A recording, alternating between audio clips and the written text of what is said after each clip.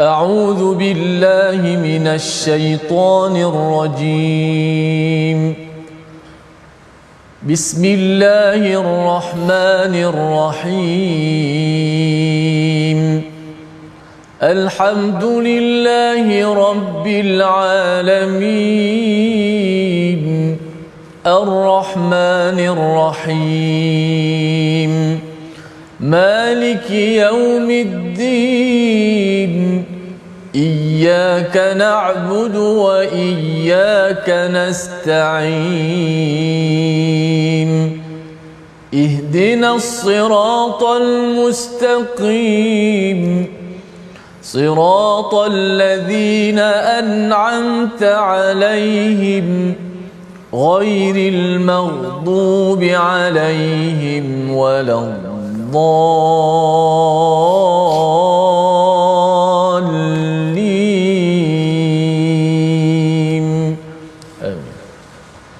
Alhamdulillahirabbil alamin wassalatu wassalamu ala asyrafil anbiya'i wal mursalin sayyidina Muhammadin wa ala alihi wa ashabihi ajma'in, amma ba'd.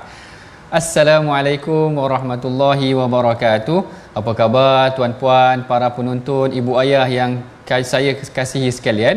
Mudah-mudahan semua kita berada dalam keadaan yang sihat sejahtera. Kita bertemu lagi dalam rancangan My Quran Time, baca, faham dan amal, yang mana dalam rancangan ini kita akan bertadabbur, menelusuri ataupun meneliti ayat-ayat Al-Quran yang akan kita bacakan pada hari ini, yang mana hari ini kita telah pun masuk kepada halaman 570, yang mana halaman ini terdapat di dalamnya dua surah. Kita akan tengok pada penghujung suratul Ma'arij, dan juga kita akan belajar tentang permulaan daripada surah Nuh, yang mana kedua-dua ini adalah saling berkaitan, mengingatkan kita tentang apa yang bakal berlaku nanti pada hari kiamat dan apa yang telah berlaku pada zaman Nabi Nuh, pengalaman Nabi Nuh yang berdakwah selama beratus tahun. Dan bagi memulakan pengajian kita, mari bersama tuan-puan, ibu ayah, kita bacakan doa ringkas. Subhanaka la ilma lana illa ma 'allamtana innaka antal alimul hakim. Rabbi zidni ilma. Mudah-mudahan Allah Ta'ala memberkati pengajian kita dan menambahkan ilmu kita untuk kita beramal dengannya. Baik, seperti biasa bersama dengan saya pada hari ini tokoh yang terkenal yang tidak perlu diperkenalkan lagi, iaitu Ustaz Tirmizi Ali kita. Apa khabar Ustaz? InsyaAllah, baik, Alhamdulillah. Doktor kita apa khabar ini? Alhamdulillah. Ustaz Tirmizi tak ke mana-mana, ada di My Quran Time ni. Ada. InsyaAllah. Takut Ustaz Tirmizi jangan tinggalkan saya, nanti saya kena datang lagi. Baik, saya nak ceritanya tentang bagaimana hari ini kita akan masuk kepada surah baru, surah Nuh, dan kita akan sedikit membincangkan tentang suratul Ma'arij. Sebelum itu, mari sama-sama tuan-puan kita perhatikan sinopsis pengajian kita pada hari ini. Yang pertama mengenai tentang sumpah Allah Subhanahu wa taala tentang kesempurnaan kekuasaannya dan keadaan orang kafir pada hari kebangkitan. Ini adalah pada penghujung suratul Ma'arij. Manakala pada ayat-ayat mengenai tentang permulaan surah Nuh, kita akan melihat tentang dakwah Nabi Nuh kepada kaumnya, serta pengaduan Nabi Nuh alaihi salam kepada Allah Subhanahu wa taala tentang respon kaum dia. Masya-Allah, sehingga kan Nabi Nuh ni mengadu kepada Allah tentang apa yang berlaku kepada kaumnya yang ingkar kepadanya setelah dia berdakwah selama ratusan tahun. Dan bagi kita memulakan pengajian kita, mari sama-sama tuan-puan, ibu ayah, para penonton sekalian, kita sama-sama bacakan pada penghujung suratul Ma'arij ini daripada ayat yang ke-40 hingga ayat yang ke-44 yang akan dibimbing bacaannya oleh Ustaz Tirmizi Ali kita. Silakan Ustaz. Baik, Alhamdulillah, terima kasih Fadil Dr. Profesor Madiyah Dr. Ahmad Sanusi pencerahan awal, dan kita ada akhir daripada surah Al-Ma'arij sebelum kita masuk surah baru, surah Nuh alaihi salam, tentang Nabi yang selalu kita sebut, Nabi Nuh yang selalu kita sebut namanya, dakwah panjang. Sudah pasti kita nak tahu apakah cerita Nabi Nuh ni dalam surah yang tidaklah terlalu panjang. Sudah pasti banyak perkara-perkara yang sangat penting untuk sama-sama kita ketahui, amalkan dalam kehidupan kita. Namun kita akhiri dulu surah Al-Ma'arij, ada beberapa ayat 40 hingga ayat 44. أعوذ بالله من الشيطان الرجيم Bismillahirrahmanirrahim. Fala uqsimu birabbil masyariqi wal magharibi inna laqadirun ala an nubaddila khairan minhum wa ma nahnu bimasbuqin فذرهم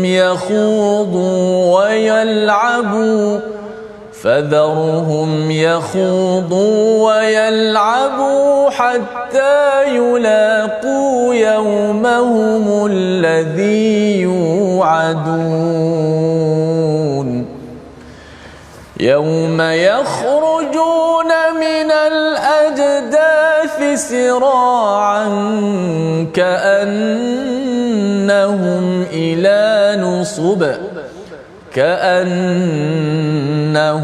إلى نصب يوفضون خاشعة أبصارهم ترهقهم ذلة ذلك اليوم الذي كانوا يوعدون. Sadaqallahul azim. Sadaqallahul azim. Dalam ayat yang ke-40 Allah Taala berfirman, maka aku bersumpah demi Tuhan yang mengatur tempat terbit dan terbenamnya matahari, bulan dan bintang, sesungguhnya kami pasti mampu untuk menggantikan mereka, iaitu orang-orang kafir ini, dengan kaum yang lebih baik daripada mereka. Kenapa sampai Allah Taala bersumpah ni? Yang ni kita kena tengok balik dia punya perbincangan sebelum itu. Kalau kita perhatikan daripada ayat 36, 37 dan 38, rupa-rupanya situasi yang berlaku ketika hari itu adalah orang Quraisy ni dia mempermain-mainkan Rasulullah. Dia mengejek-ngejek Rasulullah. Sebab tu dalam penghujung suratul Ma'arij ni ayat yang ke-42 Allah Taala kata fadharhum yakhudu wa yal'abu hatta yulaqu yaumahumul ladzi yu'adun. Allah Taala peringatkan kepada Rasulullah, biarkan mereka tenggelam dengan kesesatan dan ejekkan dia orang. Dia orang mengejek-ejek Rasulullah. Dalam ayat yang ke-36 ini kalau tak silap saya, ataupun ke-37 ini menceritakan tentang sikap orang-orang Quraisy ketika mana Rasulullah sedang membacakan Al-Quran di sisi Kaabah. Maka ada dalam kalangan mereka yang berkumpul di kelompok kanan, ada yang berkumpul di kelompok kiri mengejek-ejek Rasulullah. Bahkan kalau kita perhatikan ada juga dalam kalangan mereka yang menanyakan kepada Rasulullah, kalau betul lah hari kiamat ni akan berlaku, bila nak berlaku? Bila nak berlaku? Seakan-akan suratul Ma'arij ini adalah menceritakan tentang sikap jahat orang Quraisy, dia mengejek-ejek Rasulullah. Perhatikan daripada ayat pertama lagi daripada suratul Ma'arij yang mana Allah Taala kata sa'ala sa'ilun bi'adzabin waqi'. Seseorang bertanya dengan azab yang pasti. Maknanya mereka bertanya, bila nak betul ke berlaku azab ni? Bila berlakunya azab ni? Bagaimana akan berlakunya azab ni? Secara mengejek-ejek, macam memerli Rasulullah. Lalu dalam ayat yang ke-36 dan ke-37 itu sampai mereka mengelilingi Rasulullah, mengejek-ejek Rasulullah. Tuan-puan bayangkan, seorang yang usianya telah 40-an menyampaikan dakwah, diejek dalam kalangan mereka, direndah-rendahkan. Maka Allah Taala bersumpah dalam ayat yang ke-40, fala uqsimu birabbil masyariqi wal magharibi inna laqadirun. Allah Taala bersumpah, Allah Taala kata kami mampu menggantikan kaum ini dengan kaum yang lebih baik. Satu teguran buat mereka, bahkan satu hentakan buat jiwa mereka. Kamu jangan ingat Allah Ta'ala tidak mampu untuk menggantikan kaum yang lebih baik daripada kamu. Sekiranya kamu tidak mahu menerima Al-Quran, Allah Ta'ala akan lantik. Kalau kita tak nak menyebarkan Al-Quran, kita akan pasti ada satu kaum yang muncul, Allah Ta'ala bina mereka untuk mereka mengajarkan Al-Quran.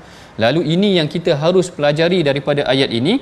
Bertahan dengan apa ejekan orang. Kadang-kadang orang kata, alah dia tu macam, kalau bahasa orang mudanya, alah dia tu poyo lah nak tengok Quran time lah. Kata kalau tengah hari ni mail lah kita makan tengah hari ke Ustaz, maknanya diajaknya pergi ke tempat lain, tidak diajaknya mengajar di tempat Al-Quran dan sebagainya. Maka Rasulullah SAW diperingatkan oleh Allah Taala dalam ayat yang ke-42, fadharhum yakhudu wa yal'abu hatta yulaqu yaumahumul ladzi yu'adun. Maka biarkanlah mereka tenggelam dengan kesesatan sehingga mereka berjumpa dengan Allah Taala, ataupun tinggalkan mereka dengan yang bermain-main dengan apa yang telah diturunkan kepada mereka. Dan fenomena mempermainkan agama ini, tuan-puan, bukan sekadar berlaku pada zaman Rasulullah. Ini kita nak cerita hari ini, orang mempersendakan agama Islam, orang mempermainkan Rasulullah. Dilukisnya karikatur, katun-katun yang tidak layak untuk ditulis ataupun digambarkan tentang Rasulullah tersebut. Diceritakan tentang, dipermain-main, diajuk-ajuk bacaan Al-Quran. Zaman Rasulullah dahulu yang melakukan perkara sedemikian adalah golongan munafik. Apabila Rasulullah kata dalam perjalanan nak pergi ke perang Tabuk, orang munafik kata, oh dia orang ni kononnya cita-cita dia orang nak membuka kota Rom. Dia ejek Rasulullah. Bila Rasulullah tanya, dia kata, oh kami sekadar bergurau sahaja wahai Rasulullah. Jadi Allah Taala tegur mereka, apakah dengan nama Allah dan Rasul kamu ingin mempermain-mainkan? Mereka sikap mempermain-mainkan agama ni berlaku pada zaman Rasulullah, dilakukan oleh orang munafik, dilakukan oleh orang musyrik juga, yang mengejek seorang wanita, mengejek-ngejek Rasulullah sehingga dikenakan hukuman berat ke atas dirinya. Kalau kita hari ini tidak mempertahankan Rasulullah sallallahu alaihi wasallam dan juga Al-Quran ini, malu kita, tuan-puan. Saya teringat satu kisah Saidina Umar. Saidina Umar, saya mungkin pernah sebutkan kisah ini kepada tuan-puan, yang mana Saidina Umar ini ketika mana Rasulullah telah meninggal dunia, baginda ataupun Saidina Umar ni berada di dalam masjid Nabi. Lalu Saidina Umar terdengar dua orang lelaki daripada penduduk Taif datang ke masjid tersebut bergaduh ataupun meninggikan suara. Lalu Saidina Umar panggil mereka berdua. Saidina Umar kata, meh sini, kamu berdua ni daripada mana? Lalu lelaki ini berkata, kami daripada Taif. Lalu Umar kata, laula annakuma ghaira ahli hadzal balad la auja'tukuma bijaldah. Umar kata, kalaulah bukan kerana kamu ni bukan daripada negeri Madinah ini, aku akan sebat korang berdua kerana meninggikan suara dalam masjid Nabi. Allahu Akbar. Tinggi penghormatan yang diletakkan oleh Saidina Umar, sehingga kan nak tinggikan suara dalam masjid Nabi pun tak berani, ataupun menghormati Rasulullah yang telah meninggal dunia.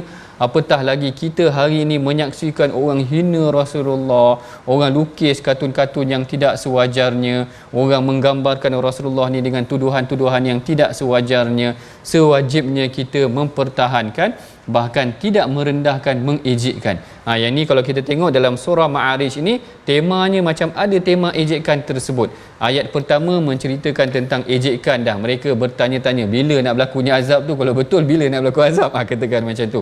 Ayat ke-37, 36 dan 37 sampai kumpul di sisi Rasulullah, mengejek Rasulullah, dengarkan Al-Quran Rasulullah, dia dengar Quran, dia kata betul ke ni Muhammad dan sebagainya. Ayat yang ke-42 Allah Ta'ala ingatkan kepada mereka, biarkan sahaja wahai Muhammad apa yang dilakukan, nanti kau tengok apa yang berlaku dalam kalangan mereka nanti. Sebab di tengah-tengah surah Ma'arij ni semua cerita tentang huru-hara hari kiamat. Nanti mak ayah mereka dah tak dapat nak mempertahankan mereka, adik-beradik mereka tak dapat nak mempertahankan mereka, mereka akan terpisah dengan keluarga dan sebagainya, mereka akan sendiri-sendiri. Allah Ta'ala bayangkan huru-hara hari kiamat, dan Allah Ta'ala tutup surah ni. Menariknya tadi, kalau ayat pertama mereka bermegah, mengejek Rasulullah, tanya bila nak datang azab ni, bila nak datang azab ni. Penutup surah Ma'arij ni Allah Ta'ala kata mereka akan tertunduk nanti. Allahu Akbar. Ini peringatan yang Allah Ta'ala berikan. Allah Ta'ala kata khashi'atan absaruhum tarhaquhum zillah. Pandangan mereka nanti pada hari kiamat akan tertunduk, bawah diliputi kehinaan. Macam kita lah, ejek-ejek orang sangat. Macam kita sokong bola katakan, Ustaz Tirmizi sokong pasukan mana? Terengganu ke mana bola? Sudah pastilah. Sudah pasti negeri Terengganu. Katakan orang Terengganu ejek. Orang okeylah, saya bagi contoh lah, Terengganu ejek JDT ke apa dan sebagainya. Jadi bila kalah kita pun tertunduk macam tu, segan. Macam itulah barangkali gambaran dia. Diejek-ejeknya Rasulullah, diejek orang beriman. Lalu Allah Ta'ala kata nanti pada hari kiamat orang yang mengejek itu akan tertunduk pandangan mereka yang menyeliputi mereka hanyalah kehinaan, merasa diri mereka sangat rendah. Zalikal yaumul ladzi kanu yu'adun, itulah hari yang dijanjikan, hari yang kamu tanya-tanyakan dahulu. Ini dalam penutup ayat ini mengingatkan kepada kita tentang keperluan mempertahankan Al-Quran.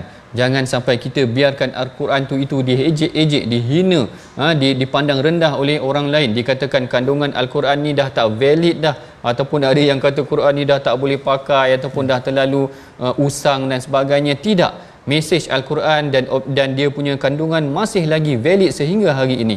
Yang keduanya, perhatikan bagaimana biarkan sahaja sekiranya mereka terlalu mempermainkan agama ataupun mempermainkan orang-orang beriman Al-Quran dan Rasulullah, sehingga mereka ini kalau kita biarkan dia akan tenggelam dengan sendirinya. Kerana kita bimbang, lagi kita beri perhatian, itu yang sebenarnya dia cari, lagi dia mendapat perhatian. Dan daripada itulah, bila lagi kita share lagi banyak, kalau kita semua senyap aja, mungkin dia pun tak mendapat perhatian seperti mana yang dia target sebenarnya perhatian.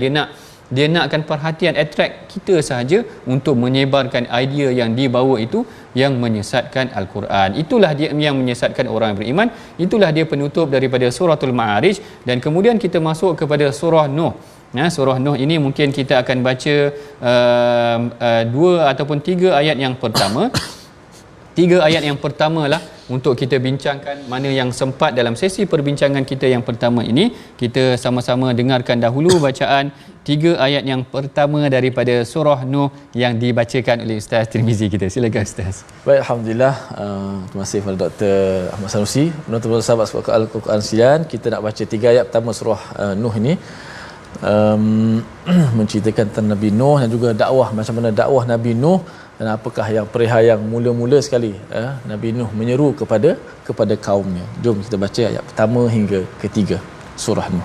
A'udzubillahi minasyaitonirrajim.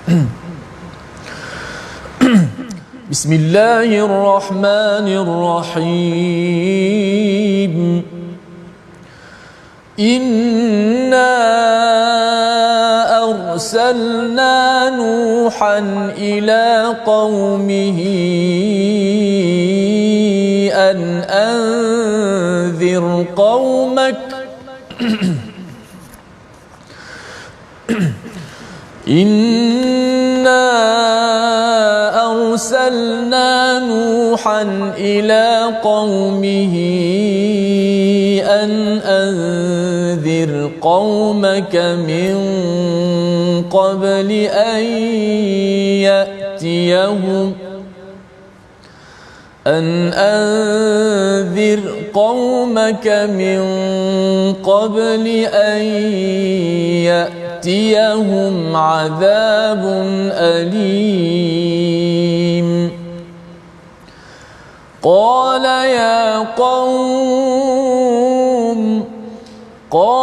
يا قوم إني لكم نذير مبين أن اعبدوا الله واتقوه وأطيعون. صدق الله. Sadaqallahul Azim. Dalam ayat yang pertama daripada surah Nuh, Allah Ta'ala berfirman, sesungguhnya kami telah mengutuskan Nuh kepada kaumnya dengan perintah, berilah kaummu peringatan sebelum datang kepadanya azab yang pedih. Inilah perintah yang Allah Ta'ala mulakan pada surah Nuh. Ayat yang pertama menceritakan tentang bagaimana kisah Nabi Nuh ini bermula dengan dia diutuskan kepada kaumnya untuk memberi peringatan sebelum didatangkan kepada mereka azab yang pedih. Dan kita perhatikan di sini tuan-puan, surah Nuh ini adalah antara surah yang dinamakan dengan nama Nabi. Ada nama-nama Nabi yang disebutkan di dalam Al-Quran, macam surah Yusuf, surah Yunus dan sebagainya. Ia menceritakan tentang, ada yang menceritakan secara terperinci macam surah Nabi Yusuf. Dan surah Nuh ini juga diperincikan dari aspek yang tertentu, iaitu aspek dakwahnya, yang mana ini kita akan sambung perbincangannya selepas daripada ini, yang mana kita perhatikan dahulu perkataan pilihan kita sebelum kita sambung selepas daripada ini, insya-Allah. Hari ini kita tengok apakah dia perkataan pilihan kita, iaitu khada ataupun khawada, yang membawa maksud tenggelam, masuk ataupun sesat, yang disebut sebanyak 12 kali di dalam Al-Quran. yang mana ini disebutkan dalam halaman 570 yang seperti mana kita bacakan tadi daripada suratul Ma'arij, yang mana Allah Taala berfirman fadharhum yakhudu wa yal'abu hatta yulaqu yaumahumul ladzi yu'adun, iaitu tentang mereka, biarkan mereka tenggelam dalam keadaan mereka bermain-main mengejek agama Allah. Ini pada penutup suratul Ma'arij.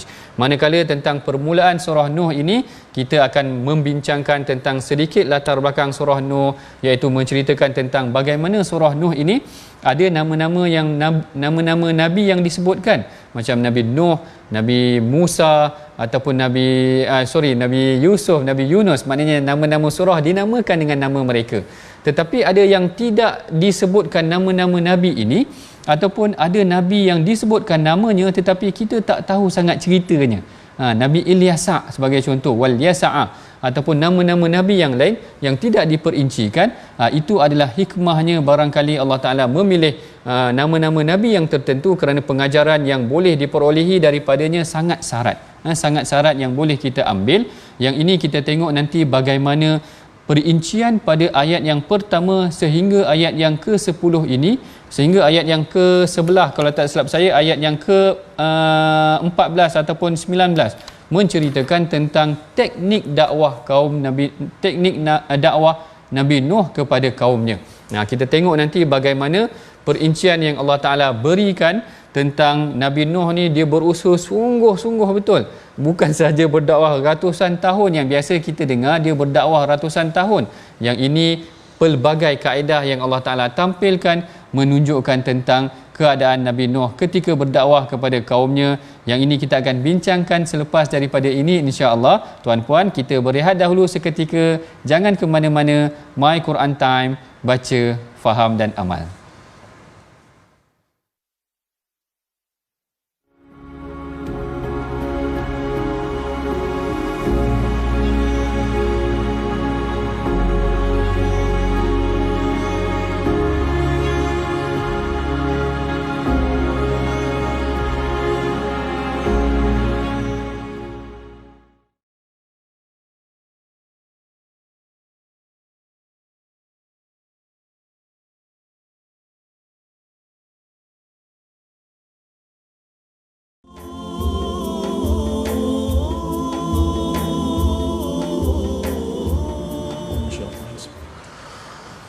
قال يا قوم إني لكم نذير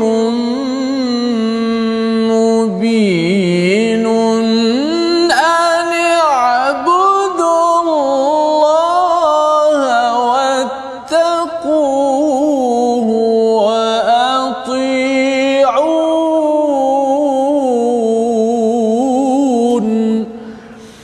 Dia Nabi Nuh berkata, wahai kaumku, sesungguhnya aku adalah seorang pemberi peringatan yang menjelaskan kepada kamu, ani abudullah, sembahlah Allah dan bertakwalah kepadanya, serta taatlah kamu kepadaku. Ini antara awal-awal ayat surah Nuh yang akan Ustaz Dr. tadabbur sebentar nanti, bahawa semua para rasul, para nabi menyeru kepada kita semua untuk menyembah Allah Subhanahu Wa Taala yang esa, bertakwa dan taat kepada rasul-rasul. Baik, kita nak belajar sikit tajwid sebelum kita nak meneruskan lagi tadabbur kita. Kita lihat slide kita, yaghfir lakum, yang mana sambungan daripada ayat keempat ini, yaghfir lakum min dhunubikum wa yuakhirkum ila ajali musamma. Sempurnakan huruf ra yang mati dalam ayat ini. Kalau kita lihat perkataan yang pertama, yaghfir lakum, ra tu dimatikan, ra tu memang mati. Maka bacaan kita secara imam kita Hafs an Asim membaca secara izhar, maksudnya mematikan ra itu, dijelaskan mati. Yaghfir lakum, ra tu bila mati kena bunyilah ra mati. Yaghfir lakum, yaghfir lakum min dhunubikum. Kesalahan yang biasa berlaku ialah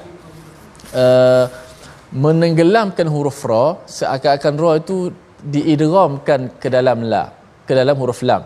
Yaghfir lakum, oleh kerana ra dengan lam ni huruf yang dekat, makhraj yang sangat dekat. Ra dengan lam, huruf ra dengan lam, makhraj yang kita menggunakan hujung lidah kita, maka mudah sangat untuk berlaku kesilapan. Ra tu dimasukkan ke dalam lam, jadi bunyi bacaan idgham.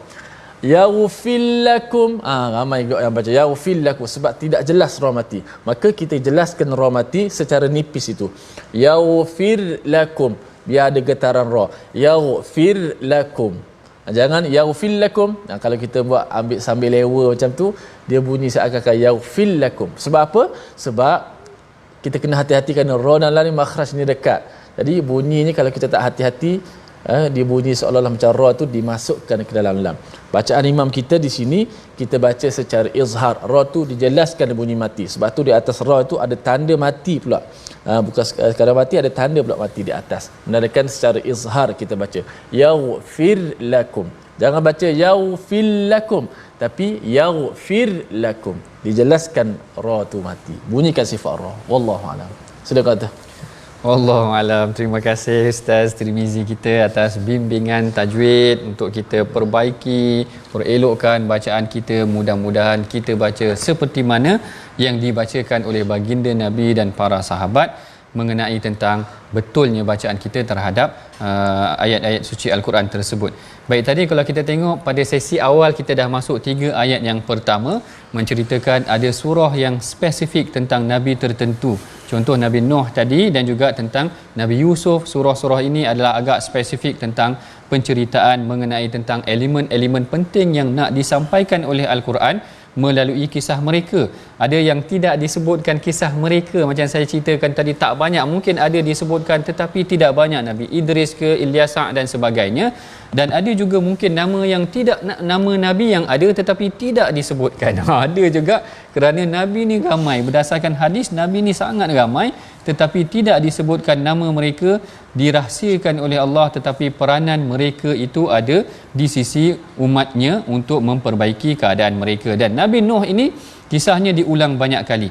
Kalau menurut Syekh Tantawi, kisahnya ataupun namanya disebutkan di dalam Al-Quran sebanyak 43 kali. Banyak kan? 43 kali Allah Ta'ala ulang kisah Nabi Nuh ni, disebutkan dalam banyak surah. Suratul A'raf ada, surah Yunus ada, surah Hud ada, surah Syu'ara ada, surah Ankabut ada. Banyak surah disebutkan tentang kisah Nabi Nuh, menunjukkan penting, ada intipati penting yang Allah Ta'ala nak sampaikan daripada kisah Nabi Nuh tersebut. Tapi nama Nabi Nuh ni pada saya tak banyak lagi. Antara Nabi yang terbanyak Allah Ta'ala sebutkan di dalam Al-Quran adalah Nabi Musa. Nabi Musa ini namanya disebut sebanyak 136 kali. Allahu Akbar. Maknanya penting pertembungan kisah Nabi Musa dan dakwah Nabi Musa daripada dia lahir ni sampai dia besar berjaya menyelamatkan kaum dia tu tadi, diulang-ulang di dalam Al-Quran kerana mesej yang nak disampaikan tu sangat penting. Sehingga diulang namanya sebanyak 136 kali dan disebutkan di dalam 34 surah berbeza. Bayangkan.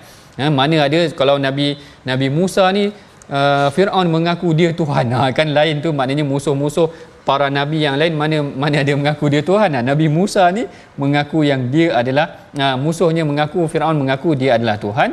Dan kisah Nabi Nuh ni dimulakan dengan Allah Ta'ala memperingatkan bahawa dia diutuskan untuk memperingatkan kaumnya supaya kembali kepada Allah. Yang ini sebenarnya memperingatkan kaumnya supaya kembali tidak mensyirikkan Allah. Apa yang disebutkan dalam ayat yang ketiga itu, ani'budullaha wattaquhu ati'un, iaitu hendaklah kamu bertakwa ataupun mengabdikan diri, beribadah kepada Allah, sembahlah Allah dan bertakwa dan mentaati aku. Kenapa Allah Ta'ala turunkan ayat yang spesifik supaya dia sembah Allah? Kita akan bincangkan selepas daripada ini. Sebelum tu kita bacakan dahulu ayat yang keempat sehingga ayat yang ke-10 yang akan dibimbing bacaannya oleh Ustaz Tirmizi kita. Silakan Ustaz. Baik, alhamdulillah, terima kasih Doktor di atas pencerahan awal daripada surah Nuh tentang Nabi kita Nuh alaihi salam yang kita sayangi dan cintai, dan pasti dapat banyak maklumat daripada muka surat yang pertama surah Nuh ini. Kita baca terlebih dahulu ayat yang keempat hingga ayat yang ke-10, dakwah ataupun kita kata apa, macam mana uslub ataupun cara dakwah Nabi Nuh berperingkat demi peringkat dan juga kelebihan-kelebihan nanti insya-Allah. A'udzu billahi minasy syaithanir rajim. Bismillahirrahmanirrahim. يغفر لكم من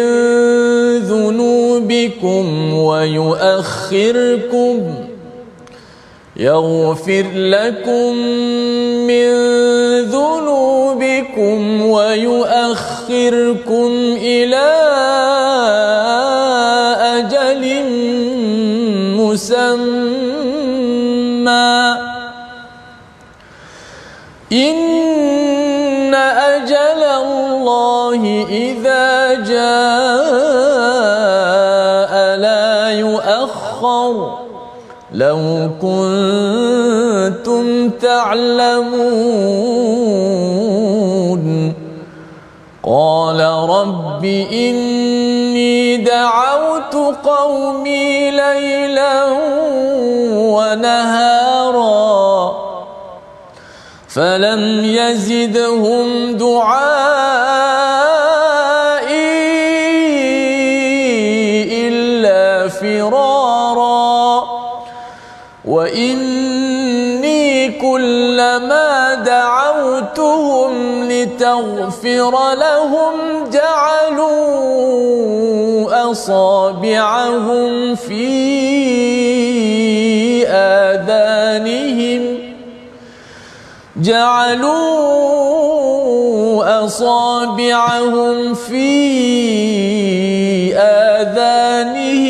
واستغشوا ثيابهم وأصروا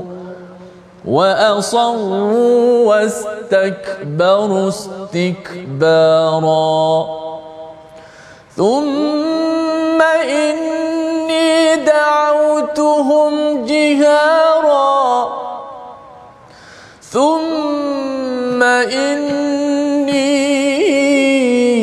أعلنت لهم وأسررت لهم إسرارا فقلت استغفروا ربكم إنه كان غفارا. صدق الله. Sadaqallahul Azim. Allah Ta'ala berfirman, sembahlah Allah, bertakwalah kepadanya dan taatlah kepadaku.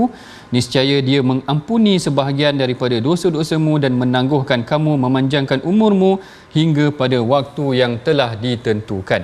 Ini adalah permulaan dakwah ataupun mesej utama dakwah yang disampaikan oleh Nabi Nuh kepada kaumnya. Kerana kalau kita telusuri sejarah kisah kaum Nabi Nuh ini, dia berkaitan tentang 5 nama orang saleh.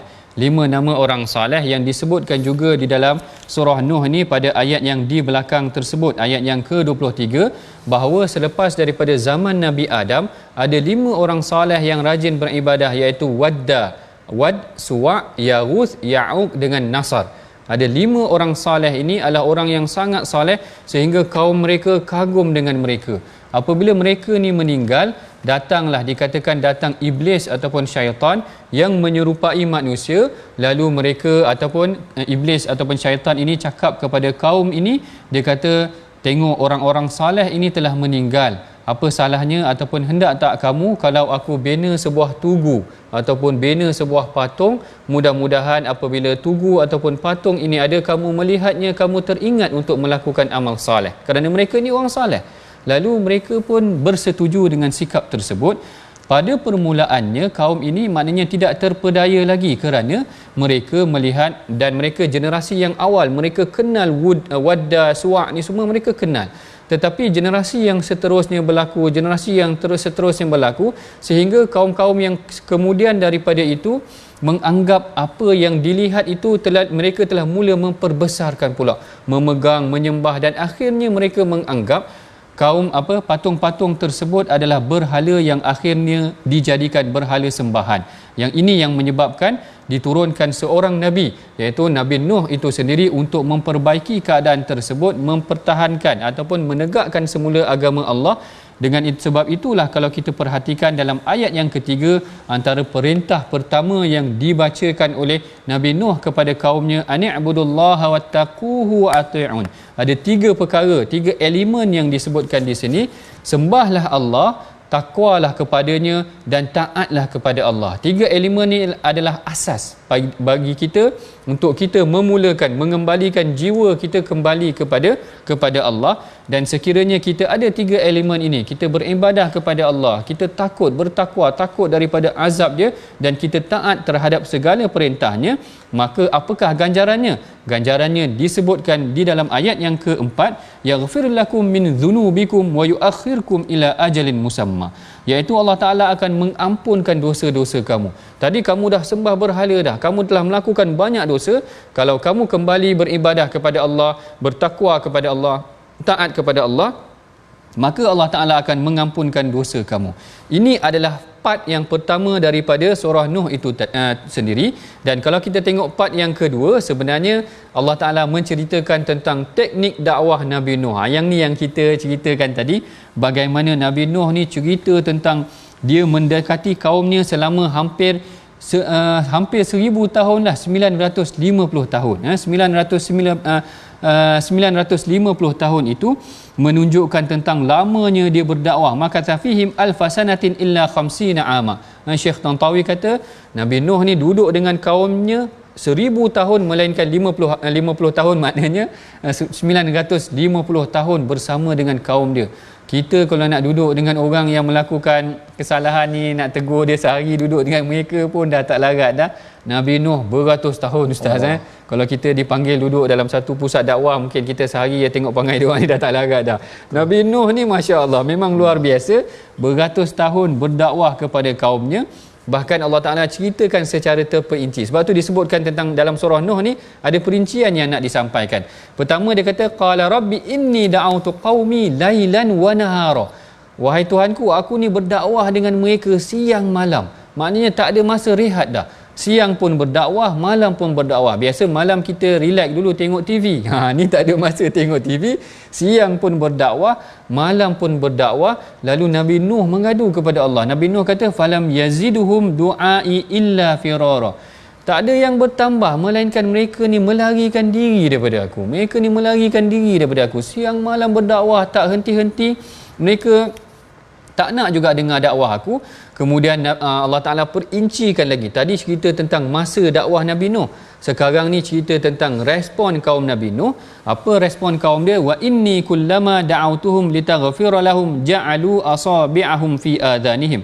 Nabi Nuh kata setiap kali aku berdakwah dengan mereka, mereka cuba memasukkan asabi'ahum ni jari-jari. Kalau kita biasa tutup telinga ni satu jari je. Tapi Allah Ta'ala nak menggambarkan mubalarah. Maknanya sangat mereka tak suka nak dengar dakwah Nabi Nuh ni. Sampai mereka cuba masukkan semua jari ni dalam telinga. Maknanya Allahu Akbar. Memang mereka tak suka menggambarkan kebencian mereka kepada dakwah. Bahkan wastaghsyaw thiyabahum. Mereka menutup badan mereka ataupun wajah mereka dengan pakaian. Yang ni yang saya dengar daripada Syekh Arifi kalau tak silap saya, apabila kaum Nabi Nuh dah tak nak dengar secara verbal, dah tak nak dengar dakwah tu secara mulut tadi, maka Nabi Nuh berdakwah secara isyarat pula. Macam bahasa isyarat. Saya tak pandai lah bahasa isyarat macam juru bahasa isyarat ni. Tapi saya nak ceritanya macam mana kalau mereka dah tak nak dengar, Nabi Nuh buat isyarat, jangan sembah berhala, jangan sembah pun mereka tak nak, sehingga kan wastaghsyaw thiyabahum. Ada yang ulama menafsirkan mereka tutup muka dengan thiyabahum, dengan pakaian mereka, wa asaru wastakbaru istikbara, mereka terus menerus kufur. Tuan-puan, ibu ayah, para sahabat Al-Quran, bayangkan kalau kita tengah cakap kebaikan kepada seseorang, orang tutup telinga depan kita. Apa perasaan kita? Orang buat respon macam tu kepada kita, kita mesti dah sakit hati dah. Apatah lagi kalau orang tutup muka tak nak dengar kita. Tetapi ini dakwah kaum Nabi Nuh kepada kaumnya.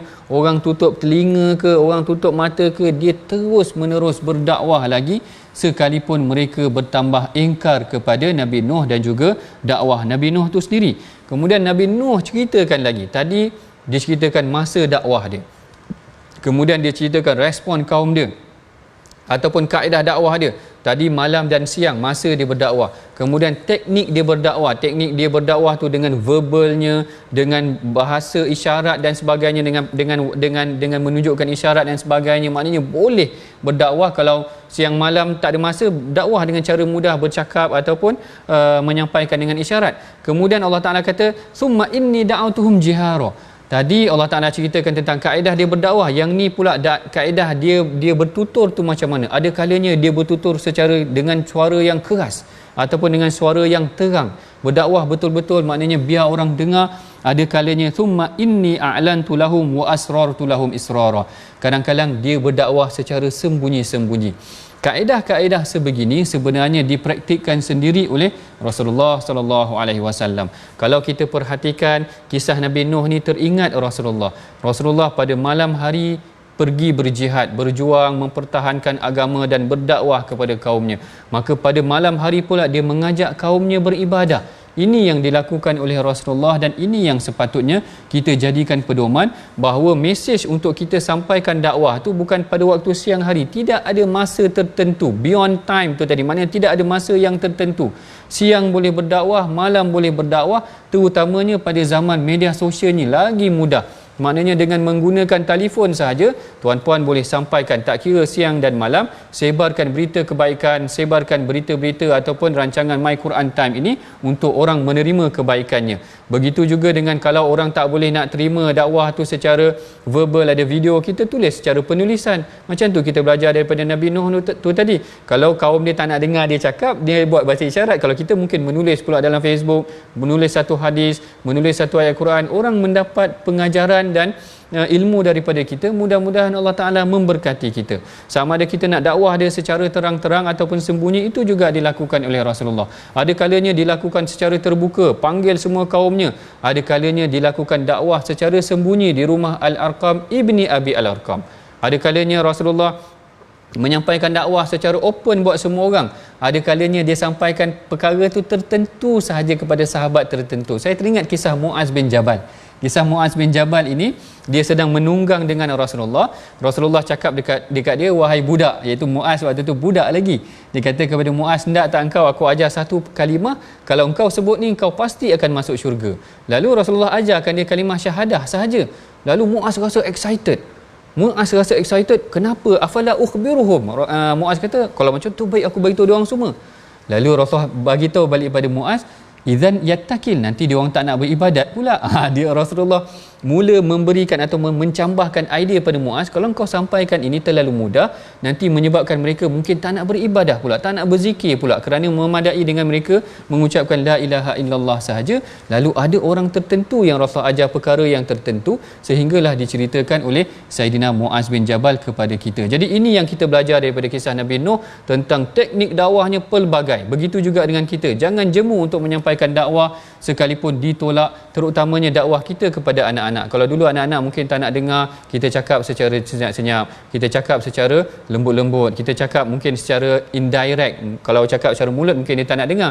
Mungkin kita boleh menulis kat Facebook, dia terbaca, dia tersentuh dengan penulisan kita.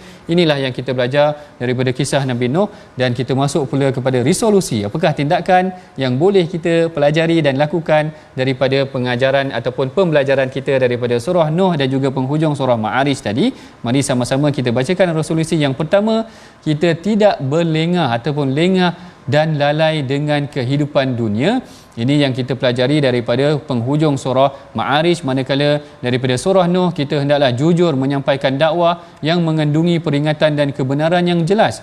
Yang kedua, kita kena berdoa kepada Allah dan bergantung harap hanya kepada Allah. Dan yang ketiga, lakukanlah pelbagai kaedah dalam menyampaikan dakwah untuk hasil yang berkesan. Kaedah dakwah kita kepada anak-anak, kawan-kawan, jiran tetangga dan sebagainya.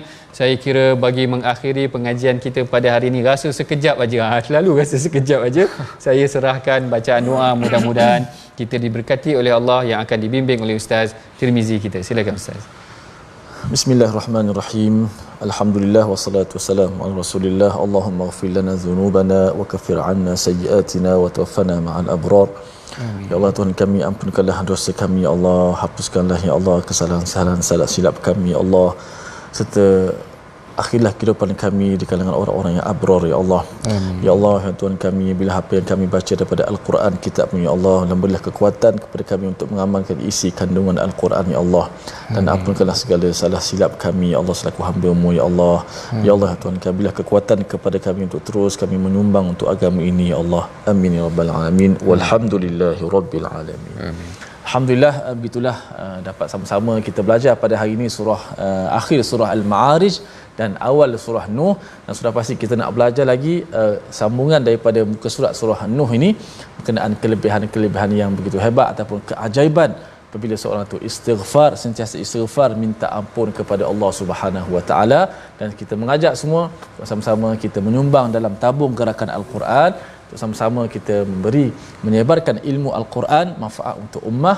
Dan jangan lupa saksikan ulangan My Quran Time malam ini dan juga esok pagi, sehingga kita sentiasa mencari kebahagiaan dengan Al-Quran. Assalamualaikum warahmatullahi wabarakatuh. Jumpa lagi My Quran Time, baca faham amal.